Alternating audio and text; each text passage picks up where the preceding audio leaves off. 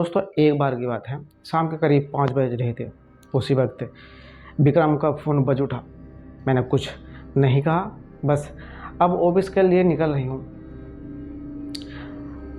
तुम क्या आ रहे हो? और सामने से जो सुना उस पर विश्वास नहीं हुआ। विक्रम ने आज फ्राइडे है, मंडे भी हमारी छुट्टी रहेगी और ट्यूसडे की मैं छुट्टी ले लूँगा। तो बस तुम सामान वामान पैक करो, घूमने के लिए चलते हैं। और रास्ते में घूमने के चलते हैं और रास्ते में खाना पैक करवा लेना, मैं जल्दी जल्दी पहुंचता हूँ। विक्रम भी ना सरप्राइज कर देता। कभी कभी पिछले 1 महीने से इसी बात पर हमारी दोनों की बहस चल रही थी। मैं उसे कह रही थी लोग वीकेंड्स आ रहा है, प्लान बनाओ, पर उसने अपने घर जाने की रट लगा रखी थी। हम दोनों ही गुड़गांव में जॉब करते थे, एक ही जगह, अलग अलग जगह हम रहते थे। हफ्ते में 3 या 4 बार मिल लेते थे, पर वीकेंड पर विक्रम का घर जाना बहुत ज़रूरी था। उसके पेरेंट उसका रास्ता देखते देखते इंतज़ार कर रहे थे, क्योंकि जब ज़्यादा दिन हो जाते हैं कहीं पहुँचते हुए तो उसका इंतजार ही देखते हैं।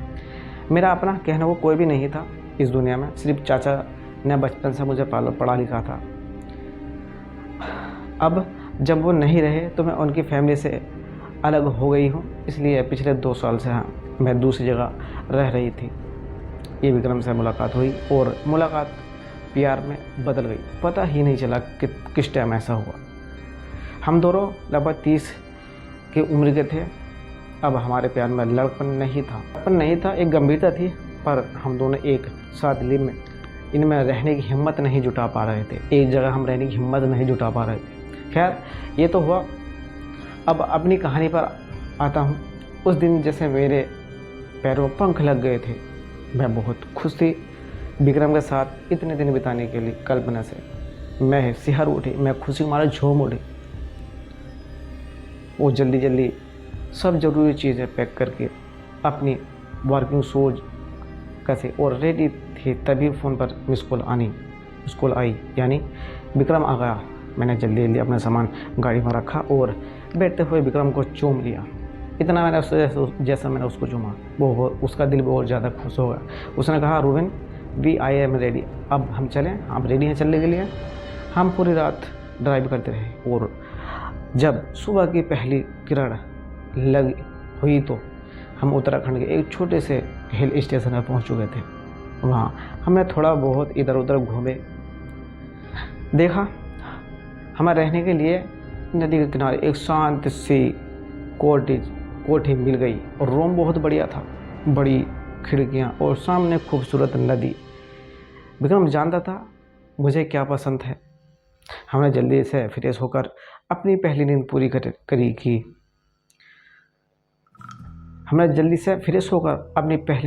करने का प्लान बना, पर बिस्तर पर आते ही वो रोमांटिक मूड में आ गया और फिर जो नींद आई, मेरी आंख 3 बजे के लगभग खुली। उसने देखा अभी ये तो सो रहा है। मैंने उड़कर कपड़े पहने और खाने के लिए कुछ ढूंढने लगी। जैसे कि बाहर कोई गुनगुना रहा है।